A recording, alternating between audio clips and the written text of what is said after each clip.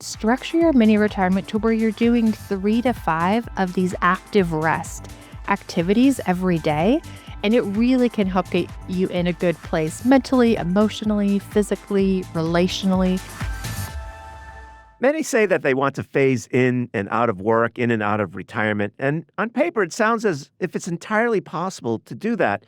In my experience, however, I know very few people who have done just that. More often than not, people I know who leave the workforce, especially older workers, have a difficult time re-entering the workforce. But in today's episode of Decoding Retirement, we're going to provide you with a roadmap to reimagine the traditional path of working till 67 and then retiring. My guest is Jillian Johnsrud, author of Retire Often. Welcome, Jillian. Thanks so much for having me.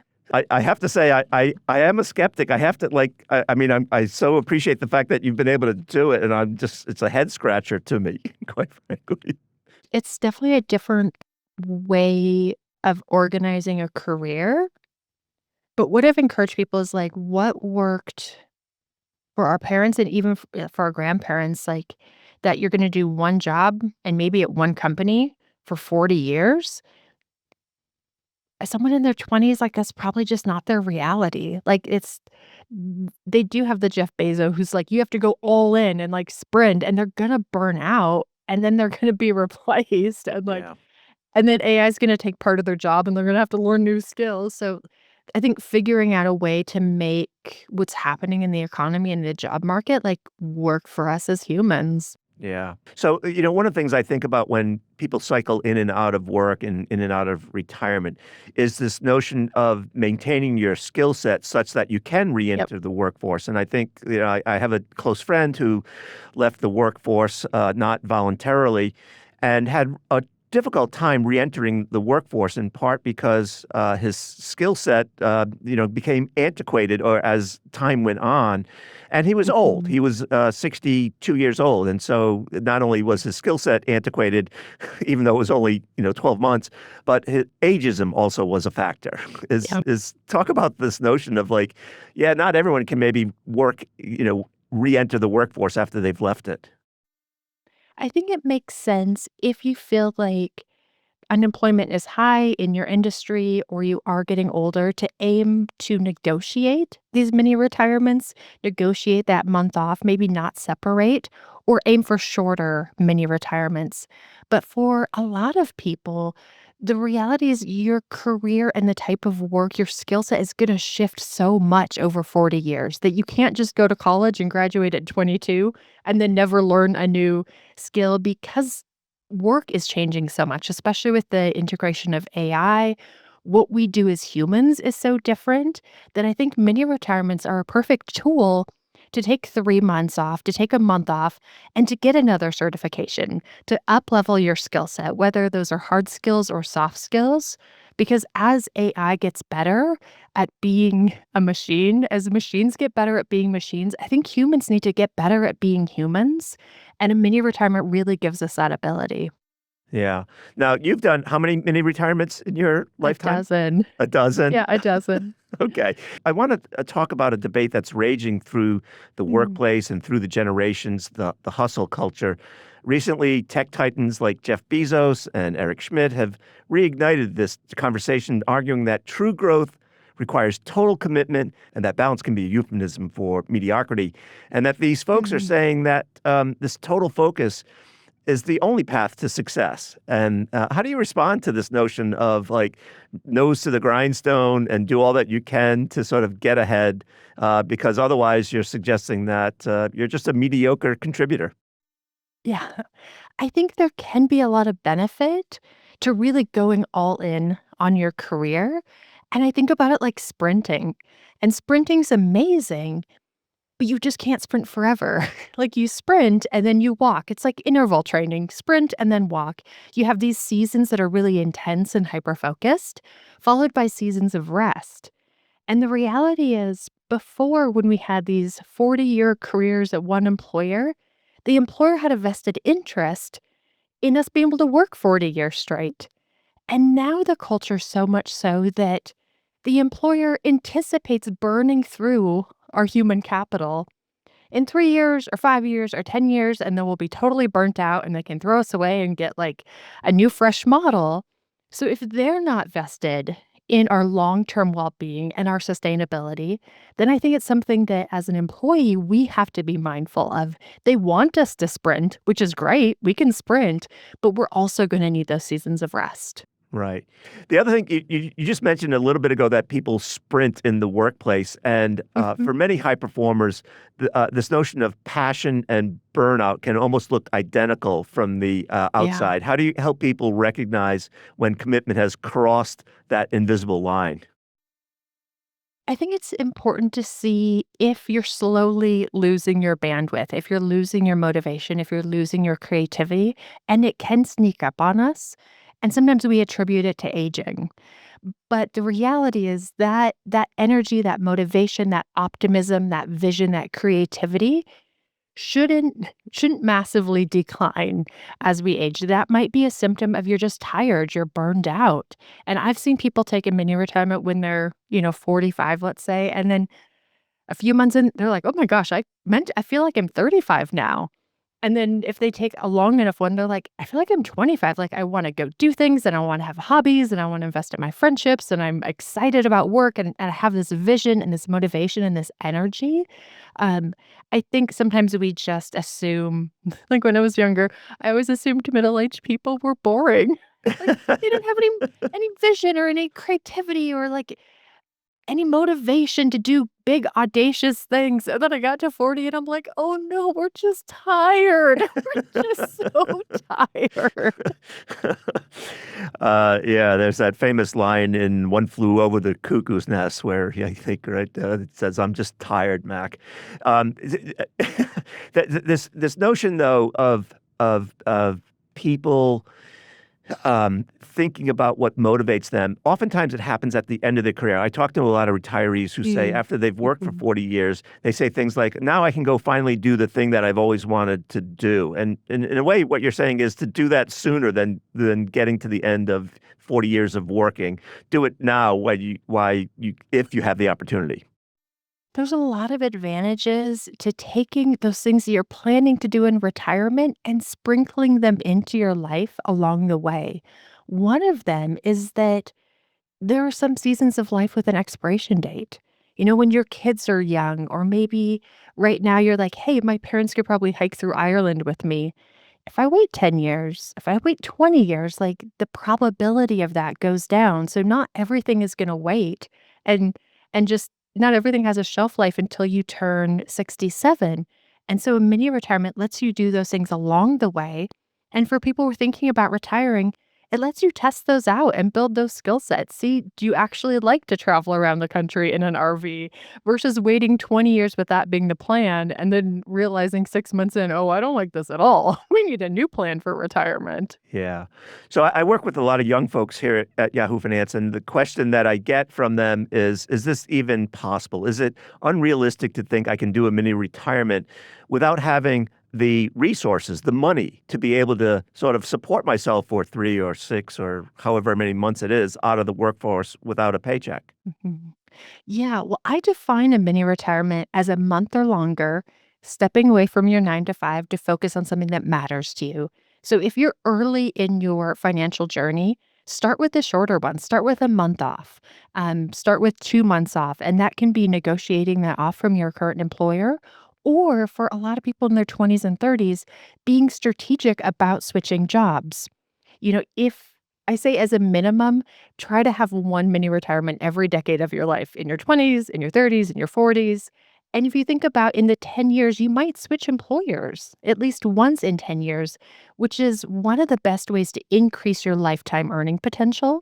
Why not take a month off or 2 months off in between, really rest, reset, remotivate, maybe up level your skills, and then go back into your next job to where you can sprint again?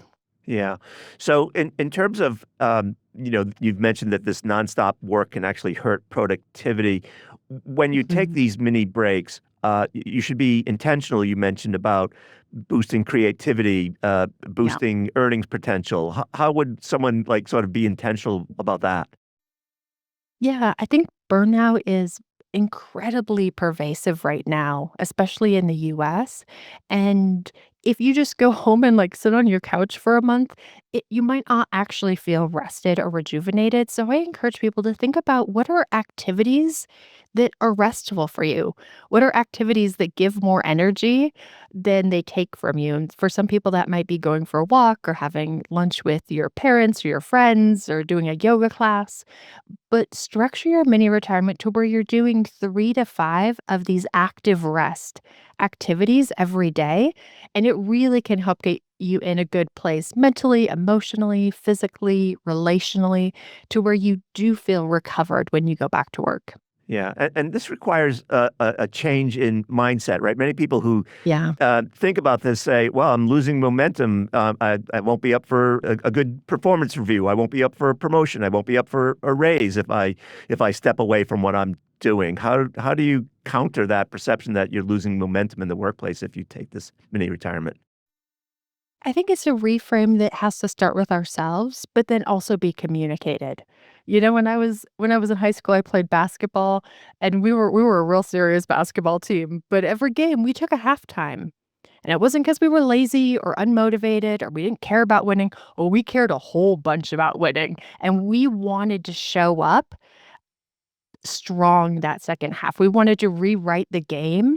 We wanted those outcomes, and we cared about winning so much. And so I think realizing high performance athletes, they rest. They rest because they care about the outcomes. They rest because they're so committed. And so rethinking this of like, yeah, I could keep showing up and giving 90% or giving 80%, but sometimes being the best in your industry, being the best in your job matters. So I think about a sprinter. If they went off and took a month off and came back and they were 10% faster than everyone, if you're 10% faster, you don't win 10% more races. If you're 10% faster, you win all the races. So if you're in an industry that's competitive and being the best matters, like take care of yourself in a way to be that high performance athlete. Yeah. Jillian, we have to take a short break, and when we come back, we'll talk about the financial aspects of mini retirement. So don't go away. Welcome back to Decoding Retirement. I'm speaking with Jillian Johnsrud. She's the author of Retire Often. We've been talking about taking mini retirements and sort of maybe the philosophical aspects of mini retirements. I want to talk now, Jillian, about the financial aspects. And when I think about someone taking a retirement, they have to do so without derailing their entire career trajectory. But they also have to worry about not derailing their finances. And I think about like when I take a mini retirement, I'm not contributing to my Social Security, I'm not contributing to my 401k. And so both of those have adverse impact on my finances, or they could. So how do you deal with these mini Mhm. retirements and the impact that they have on my money?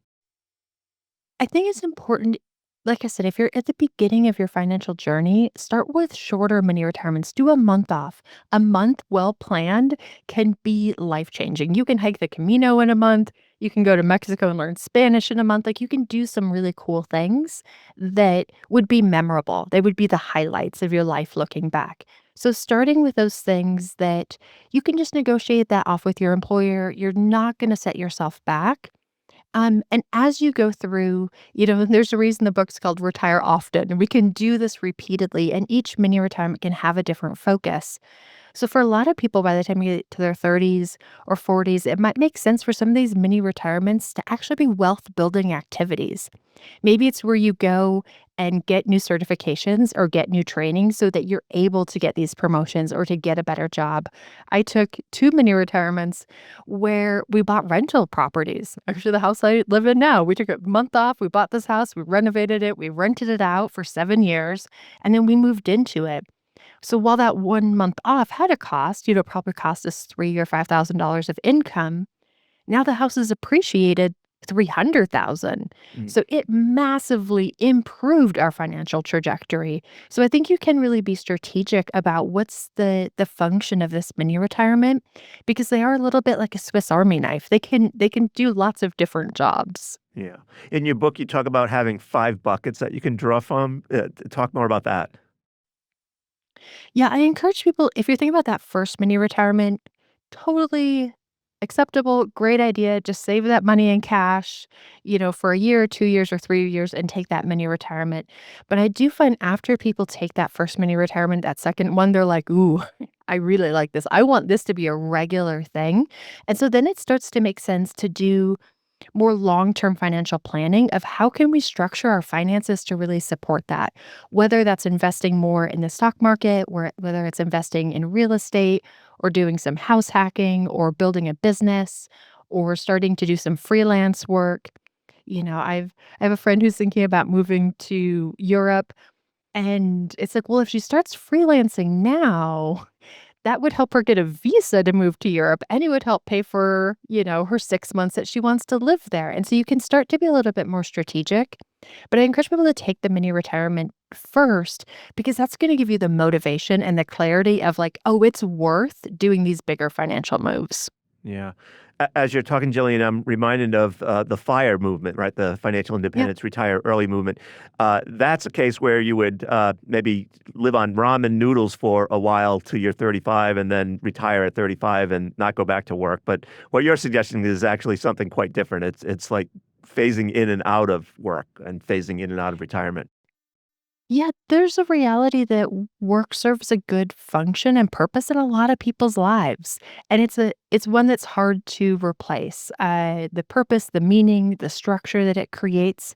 So I think it's very possible to have the best of both worlds, to have a career that you really love, and to frequently have these retirements where you feel like you're not missing out. And it's one of those things that like both of them balance each other out, and you enjoy both of them more when you have that variation.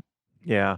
I mean, for me and for many people, work is a way of creating identity, right? And so Yeah, without work, yeah. I have no identity. So talk to me about another financial aspect of mini retirement, which is Mhm. how it affects your tax planning, right? I think of it as maybe opportunities to do Roth IRA conversions because I have a lower income. What are some tax planning strategies that you have around mini retirements? Yeah, it does create some really unique opportunities, especially if you take a longer mini retirement. If you're thinking about 6 months or a year, where you're gonna have a year where your income is substantially lower. Some people they do those Roth conversions, um, or capital gains harvesting Hmm. even versus, like, capital loss harvesting.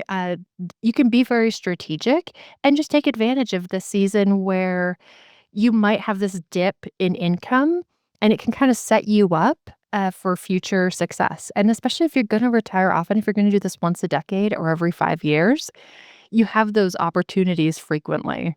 Yeah. And then the other thing that people might lose when they take them into retirement is health insurance. They might have had employer Mhm. provided health insurance and then they leave their employer. Now they have to go maybe on ACA or maybe COBRA Mhm. or whatever the case may be. And for some, being without health insurance could be a big problem, especially if they have a catastrophic sort of illness. Oh, yeah, no, I definitely recommend keeping health insurance. It's super important, especially in the US. I did a whole chapter in the book about, 8 or 9 different health insurance options. The reality is for if you're just negotiating a month off, 2 months off, you'll probably just stay on your employer-sponsored healthcare.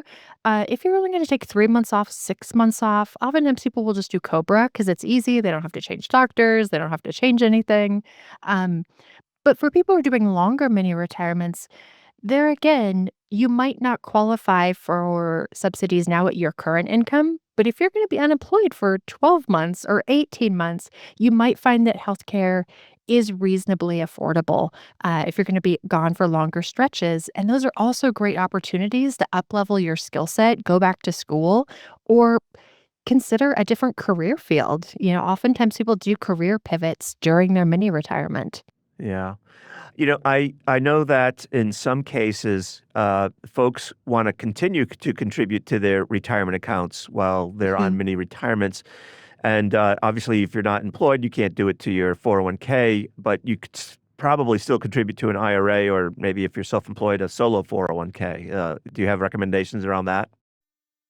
Yeah, so you would need to have enough earned income in that calendar year to qualify. So even for your, a $6,000 Roth IRA contribution, you would have to have $6,000 of earned income. But there again, you could be strategic about that. Like if you left at the end of January or the end of February, then you have that earned income to qualify for those contributions.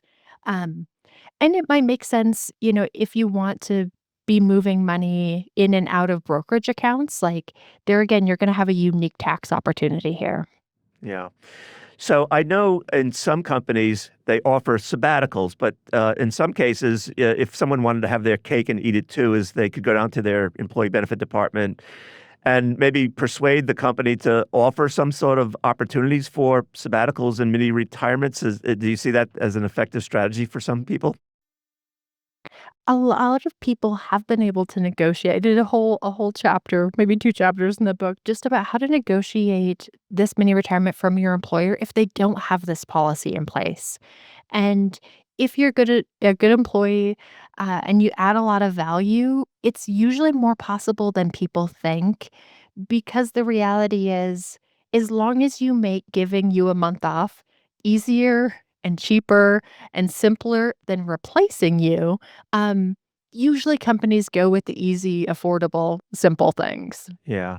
So, Jillian, you have a refreshing can-do philosophy around this, and I have this sort of like skeptical point of view about like I've never seen it done. So, like, what hurdles do people face? What challenges do they face? How can they really make this happen from your perspective? I think it just requires a little bit of thoughtfulness and planning. It's not something that I would jump into tomorrow, um, but my hope is if people read through the book, they go, "Oh, I see how I could make this happen. I see what moves I need to do financially, what moves I should do in my career." And over the next year, 2 years, 3 years, the reality is most people, when they look back on their life, they're like, "Oh, well, by that definition, I guess I did take a mini retirement." Like, I was laid off for 4 months here, and there was that 2 months, after college that I took off before I started my job, and we moved across the country, and I took 6 weeks off for that. Or my mom got sick, and I took, 12 weeks off to help her. So we do have these cycles that happen, but my hope is that people are a little bit more intentional to get the most benefit out of them, but also maybe sprinkle a couple extra in. Yeah. So those months years ago where I took some time off and just watched General Hospital were a waste of time then, I guess, right? Well, I mean, maybe it was meaningful to you. I don't know. I'm not one to judge. Well, that gave me an opportunity to think about what I wanted to do next in life. So I guess it was time well spent. So for now, I want to thank you for sharing your wisdom and knowledge with us. It's greatly appreciated. Thanks so much for having me. So thanks for listening to Decoding Retirement. You can listen to Decoding Retirement on Amazon Music or just ask Alexa, play Decoding Retirement on Amazon Music. This content was not intended to be financial advice and should not be used as a substitute for professional financial services.